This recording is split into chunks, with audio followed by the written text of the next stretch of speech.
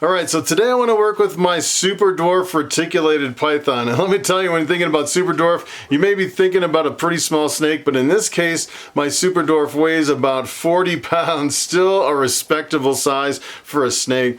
And this is my second largest reticulated python. My biggest one is Lucy. She was coming in at about 90 pounds and she's almost 17 feet long. What I want to do today is I want to get a weight on this guy and also a length to see how long the Super Dwarf is. And I want to move him from the old boa tub into another boa tub with fresh bedding and fresh water. So let's jump into it and handle another monster snake. Alright, so I actually just mixed up some of this Pro Coco. This is actually a full block of Pro Coco coconut husk chip that you can actually just get right on eBay. I actually buy it by the pallet, get a whole bunch of them. I get about 110 blocks all at once. I'm going to put it in here. I think it probably won't hold a full block in here. Let me see if I can do this here. This is a lot of substrate and he's getting so big. I may just use part of this. I might not use the whole full block this time. So we'll see, maybe, I guess maybe 2/3 of that whole block. We'll see kind of where that goes. I really like this stuff because it's easy to spot clean, holds the humidity, and the bad part is if you put too much substrate in here, it kind of cuts down on the amount of space that's actually in the tub. But I'd say it needs a little bit more, maybe. Maybe I'll just use the whole block. We'll see how that does for the whole time. Usually I use a whole block and fill the whole thing. Maybe I'll take some out. It's a little bit, he's getting really big. He's almost getting to the point where he's almost outgrowing this tub because of how big he is. I think he's gonna have to go into a different kind of, some kind of an enclosure, maybe similar to what Lucy has out on the pool table. So I have that pretty much set up. Now what I'm going to do is I'm going to go over and let's see if we can move this snake over into this tub. Alright, so this snake is a little bit more skittish than the other ones. As a matter of fact, this one is not that friendly. So I'm going to pull this out and see what kind of a mood Sonny's in. And see if we can move them up over to the other tub here. So normally what I like to do is just kind of see kind of what mood he's in here. Kind of give him a second or two to kind of snap out of whatever mood he's in. See if I can get him going here.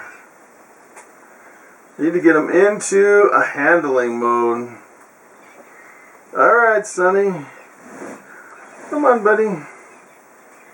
Here we go.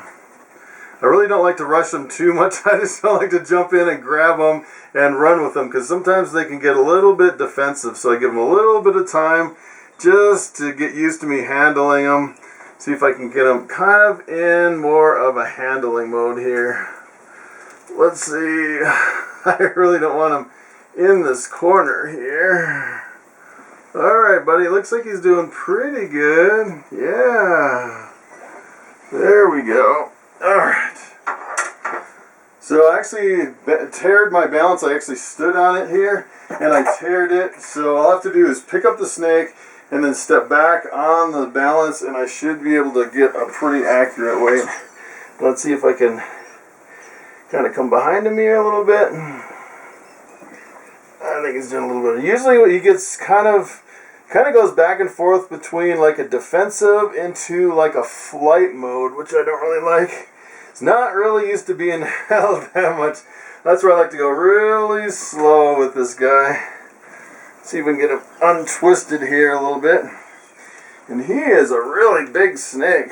Really nice and long. Oh. See if I can get him up. He's definitely a big boy. Oh. Alright. Almost got away from me here. He's coming in at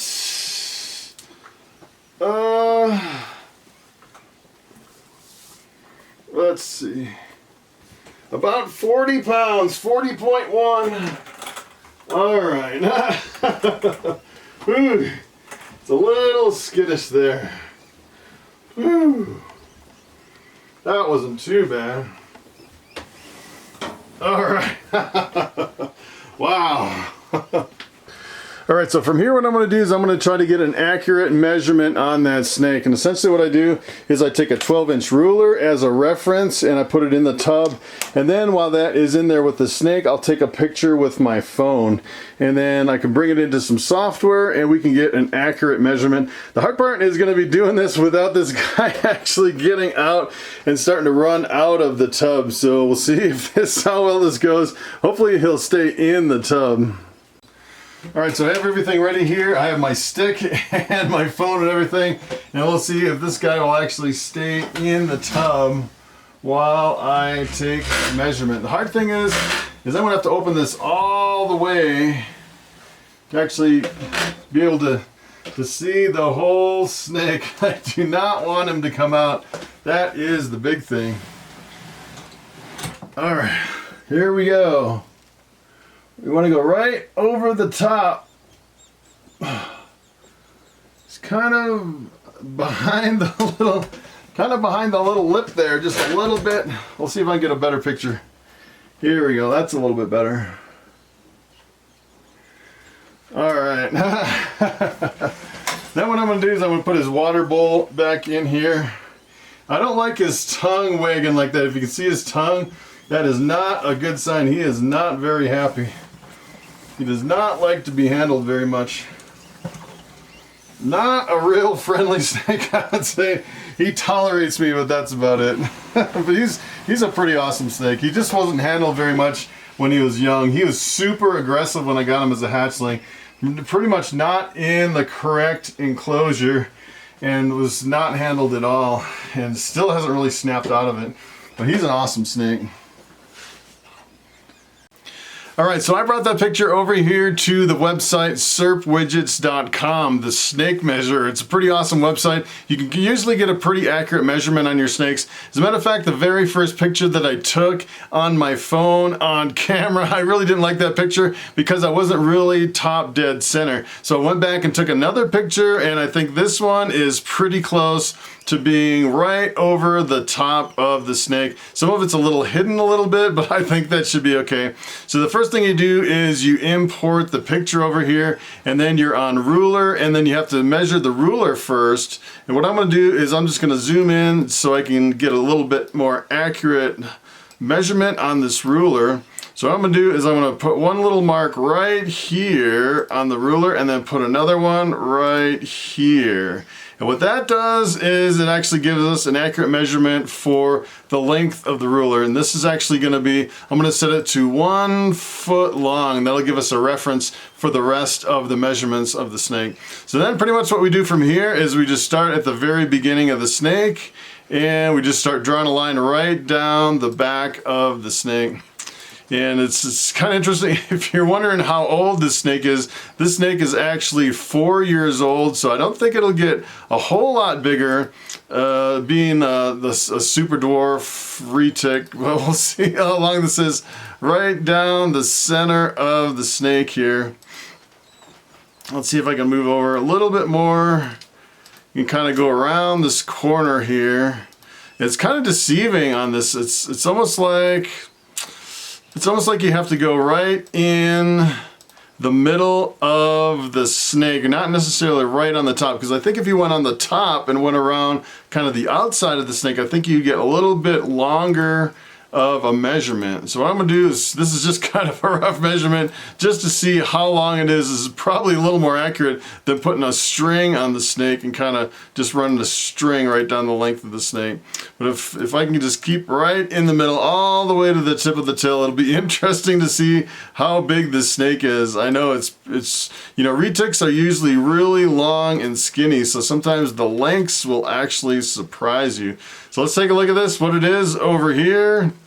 This is actually 11 feet 9 inches. That is a pretty impressive snake. All right, so it is time for the question of the day. And Corey Swift asks, What can I breed with my possible het axanthic to prove that it is or isn't het for axanthic? And that is a very good question. Essentially what we're talking about is we're talking about a snake that may or may not have one copy of a recessive gene. And a lot of times if it has one copy of the gene, you really can't see any visual indication that it actually does or does not carry one copy of the axanthic mutation. So probably the best way to do it would be to breed that possible het back to a visual, and if it actually is het for axanthic, 50% of the babies will be visual axanthics, and if it's not, you'll get a whole clutch of normal looking snakes. So that is pretty much it. Thanks for watching, and I will see you next time.